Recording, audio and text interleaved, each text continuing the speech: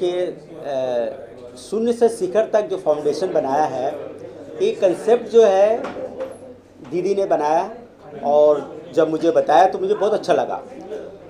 हिंदुस्तान में आपको बताऊं कि लाखों एनजीओ रजिस्टर्ड हैं। अभी अभी भारत सरकार ने 11,000 एनजीओ लोगों की मान्यता रद्द कर दी। रीज़न ये था कि वो लोग रजिस्ट्रेशन कराने के बाद में फॉरेन का फंड, यहाँ का फंड लेके सब घोटाले करते थे। सरकार नहीं आई, उन्होंने सब रजिस्ट्रेशन रद्द कर दिए। तो मैं इससे पहले किसी फाउंडेशन में नहीं जुड़ा, मैं जुड़ना भी नहीं चाहता था, लेकिन जब दीदी ने कंसेप्ट बताया तो मुझे इतना अच्छा लगा। और दूसरी बात, दीदी को मैं बरसों से जानता हूँ, इनके अंदर जो ईमानदारी है, पारदर्शिता है, उसके नाते मैं इनसे जुड़ा, अच्छा लगा। अब शून्य से शिखर तक फाउंडेशन में हम लोग सेव वाटर पे, नारी शक्ति पे, पर्यावरण पे और कई अनेक काम करने वाले हैं। फिर हमारा एक रियलिटी शो, टीवी शो आने वाला है बहुत जल्दी, वो भी शून्य से शिखर तक। उसमें सक्सेस स्टोरी होंगी लोगों की जो शून्य से शिखर तक पहुंचे हैं। ऐसे हमारा वर्ड बुक है, उसमें हम लोग काम कर रहे हैं। शून्य से शिखर तक हमने फाउंडेशन भी लॉन्च किया, जिससे हम लोग गवर्नमेंट से रिलेटेड और मतलब लोगों को प्रेरित करने के लिए हर सब्जेक्ट पे फिल्म बनाएंगे, उस पर मतलब डॉक्यूमेंट्री फिल्म बनाएंगे और सब्जेक्ट चलाएंगे।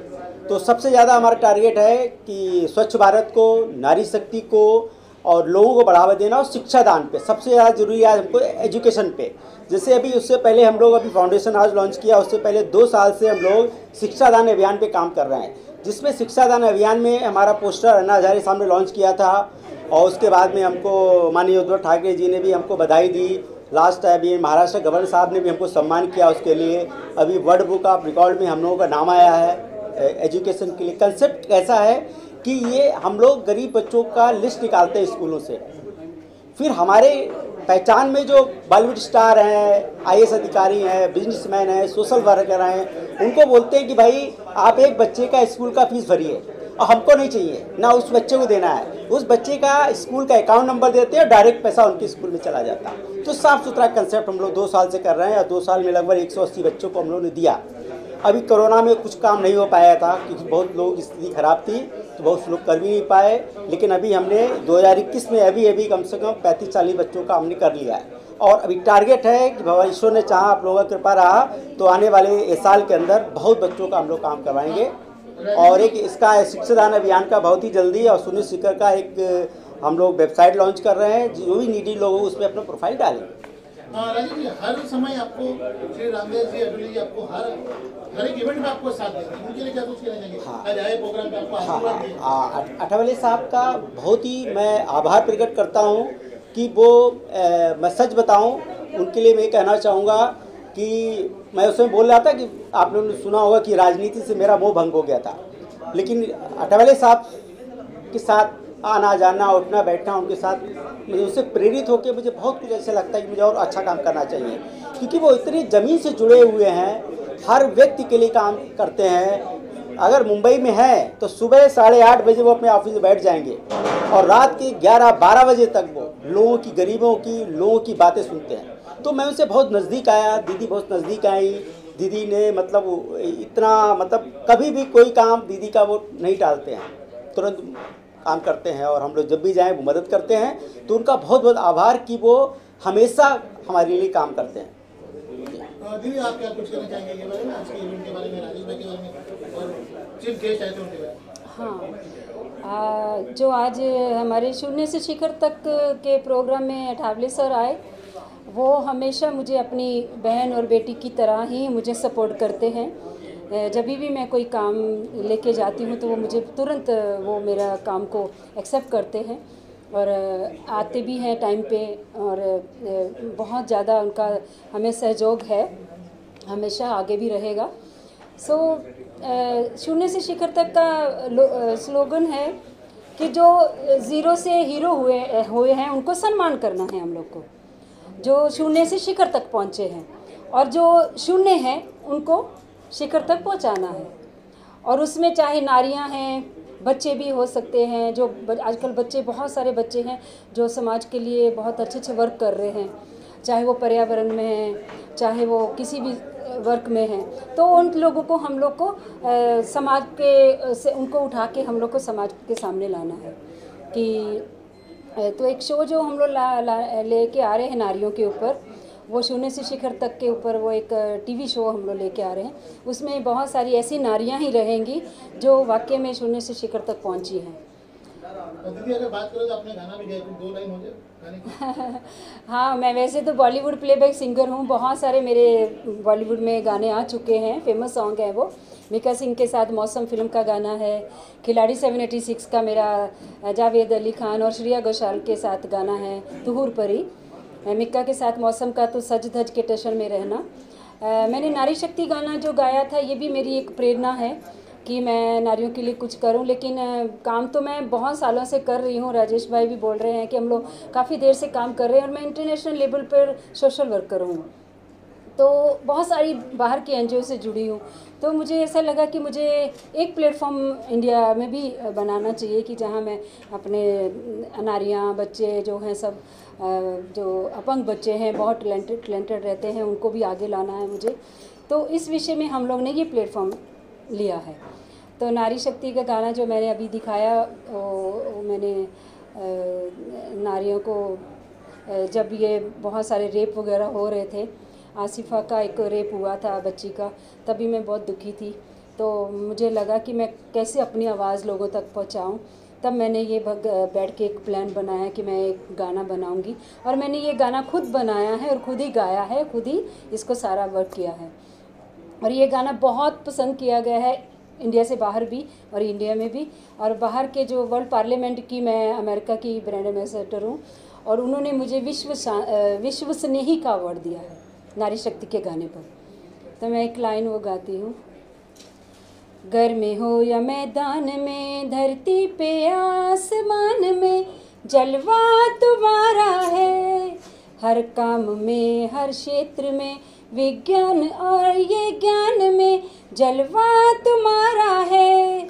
नारी शक्ति, नारी शक्ति, नारी शक्ति, नारी शक्ति, नारी शक्ति, नारी शक्ति, नारी शक्ति, नारी शक्ति। ये गाना जब भी मैंने गाया था वो है। अपने प्रोडक्शन कंपनी में हम लोग डॉक्यूमेंट्री पिक्चरें बनाएंगे, और वो ऐसी पिक्चरें होंगी जो वाकई में ही सराहनीय और ख़ास पिक्चरें होंगी। दूसरी बॉलीवुड की जैसे पिक्चरें होती वैसी नहीं होगी। एक डॉक्यूमेंट्री लेके आएंगे जो सामने अभी जो स्टोरियां हैं, शून्य से शिखर तक लोग पहुंचे हैं, उनकी स्टोरियां रहेंगी। तो आज यहाँ एक फाउंडेशन का लॉन्चिंग हो रहा है, और उस फाउंडेशन का नाम है शून्य से शिखर तक। इस फाउंडेशन का नाम है शून्य से शिखर तक। मैं आपको देता रहूंगा, आप सभी को आपका हक।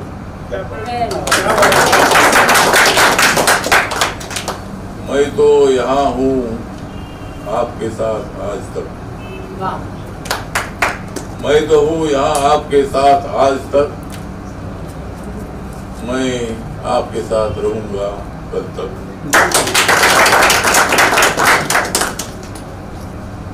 तो जो होता है शून्य, जो होता है शून्य, उनको मिलता है पुण्य। जो होता है शून्य उनको मिलता है पुण्य।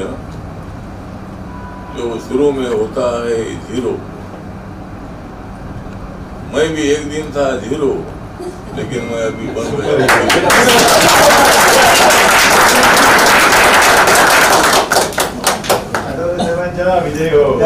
तो आज मैं यहाँ बहुत ही हूँ, आज मेरा बहुत ही खुश है मन, आज मेरा यहाँ बहुत ही खुश है मन, क्योंकि मेरे साथ खड़ी है सिमरन। मुझे नहीं चाहिए आपसे कोई धन, मुझे नहीं चाहिए आपसे कोई धन, लेकिन 2024 में नरेंद्र मोदी जी और मैं निकाल दूंगा 350 रन।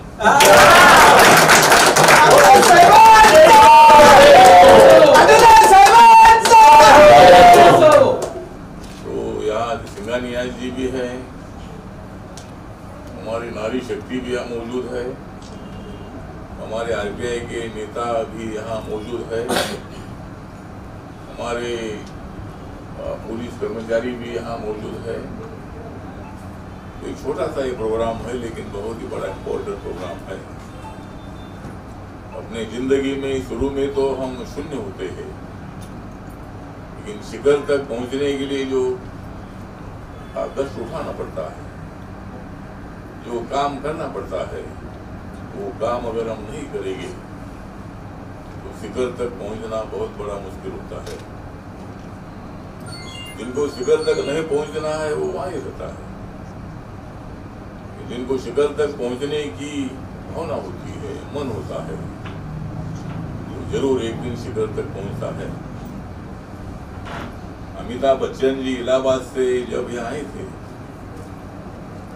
तो शुरू में तो अमिताभ बच्चन की फिल्में कोई ज्यादा विशेष नहीं देखते थे, लेकिन बाद में अमिताभ बच्चन सुपरस्टार बन गए। हम कोई बड़ी बात नहीं करते हैं, हम तो मैं बाबा साहब अम्बेडकर जी के मिशन का एक कार्यकर्ता हूँ। नेता बोलना मुझे ज्यादा अच्छा नहीं लगता है। कार्यकर्ता हमेशा काम करते रहता है, लोगों की मदद करते रहता है। और नरेंद्र मोदी जी ने मुझे यहाँ मंत्रिमंडल में मौका दे दिया है। कुछ लोगों ने तो मुझे दे दिया था धोखा, लेकिन मोदी जी ने दे दिया मुझे मौका। लोगों की सेवा करने की मुझे आदत है। रोज मुझे 200, 300, 400, 500 लोग मिलते हैं। दिल्ली में भी जो मुझे लोग मिलते हैं उसमें खाली दलित समाज के लोग नहीं मिलते हैं, मुझे सभी जाति धर्म के लोग मिलते हैं। हिंदू हो, मुस्लिम हो, सिख हो, ईसाई हो, जैन हो, पारसी हो, बुद्धिस्ट हो। तो नरेंद्र मोदी जी ने मुझे सामाजिक न्याय और अधिकारिता की जिम्मेदारी दी है। जिनके ऊपर आज तक सामाजिक अन्याय हुआ है उसको सामाजिक न्याय देने की जिम्मेदारी, उस सामाजिक न्याय के साथ साथ उनको उनका अधिकार देने की जिम्मेदारी। मैं महाराष्ट्र में भी समाज कल्याण डिपार्टमेंट का मंत्री था। मैं सिद्धार्थ हॉस्टेल वडाला में रहता था और अचानक मुझे मंत्री बनने का मौका मिला। शरद पवार के मंत्रिमंडल में मैं 5 साल तक मंत्री रहा। समाज कल्याण, transport, provision, propaganda, employment guarantee scheme, ऐसे मंत्रालय की जिम्मेदारी मैंने निभाई थी। शुरू में तो लोगों को लगता था कि भाई इसको मुझे जमेगा नहीं, लेकिन उनको मालूम नहीं था कि एक बार मेरा जम गया तो जम गया। तो जमने का विषय नहीं है, जिम्मेदारी आती है तो काम करते रहते हैं। और इसी तरह आज यहाँ हमारी राजेश श्रीवास्तव जी जो इस फाउंडेशन के अध्यक्ष हैं, चंद्रकला सिंह एक गायिका भी है। मतलब मैंने तो नरेंद्र मोदी जी की तरफ से मंत्री पद पाया है। मैंने तो नरेंद्र मोदी जी की तरफ से मंत्री पद पाया है, लेकिन चंद्रकला सिंह ने अच्छा गीत गाया है। तो तुम गीत गाती रहो, मैं मंत्री बनता रहूंगा। तो आप एक अच्छी कलाकार भी है, हमारे से आपकी अच्छी रिलेशन भी है। जब जब कोई तकलीफ होती है तब तब राजेश श्रीवास्तव जी, चंद्रकला सिंह मेरे पास आते हैं। और सिंघानिया जी का भी आप लोगों का आशीर्वाद है। सिंघानिया जी 15 दिन अस्पताल में रहकर आए। इसके बराबर से चढ़ नहीं पाया। चढ़ नहीं पाया इसीलिए आप चढ़ नहीं पाए, लेकिन अगर पहाड़ नहीं चढ़ोगे तो शिखर तक कैसा पहुँचोगे। चढ़ लिया ना आपको देखते हुए। ठीक है ना, तो आपको मतलब आप 15 दिन एडमिट थे और आप लोगों को मालूम होगा कि मैंने गो कोरोना का नारा दिया था। बहुत जबरदस्त। जब मैंने दे दिया था गो कोरोना का नारा तो जाग गया था भारत सारा। तो जब मैंने नारा दिया था तो शुरू में तो लोगों को ऐसा ही लगा था, लेकिन बाद में दुनिया के हर आदमी के मुंह में गो कोरोना का नारा। इस पर कुछ गीत भी बने, इंग्लिश में बने, हिंदी में बने। और ये कोरोना गो मैंने बोला था, लेकिन कोरोना मेरे भी पीछे पड़ा। मैं भी 11 दिन एडमिट था और तब भी मैं बोला था गो कोरोना, गो कोरोना। कोरोना मुझे बोला था कि तुम गो, लेकिन हमारी भावना थी और कोरोना हो भी गया तो उस पर मात कैसी करनी मुझे मालूम था और इसीलिए हम ठीक ठाक हो गए। बहुत सारे लोग लाखों की संख्या में, नहीं करोड़ों की संख्या में तो वो ठीक भी हुए हैं। कुछ लोगों की मृत्यु भी हो गई है। बहुत सारी फैमिली वायरस भी मतलब बच्चे हो गए हैं। इसका माँ मर गई है, बाप मर गया है, भाई मर गया है, बहन मर गई है, मामा मर गया है, काका मर गया है। बहुत सारा नुकसान ये कोरोना ने किया है। अभी तक कम से कम 4 लाख से ज़्यादा लोगों की मृत्यु अपने देश भर में हुई है।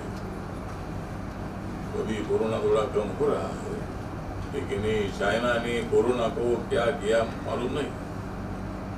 वुहान में जब कोरोना आया था तब मैंने चाइना के एम्बेसडर को साथ में लेकर एक रैली निकाली थी गेट ऑफ इंडिया पर। और तब मैंने 20 फरवरी 2020 को 2020 दिन हमने रैली निकाली थी और मैंने गो कोरोना, गो कोरोना, कोरोना गो, कोरोना गो का नारा मैंने दिया था।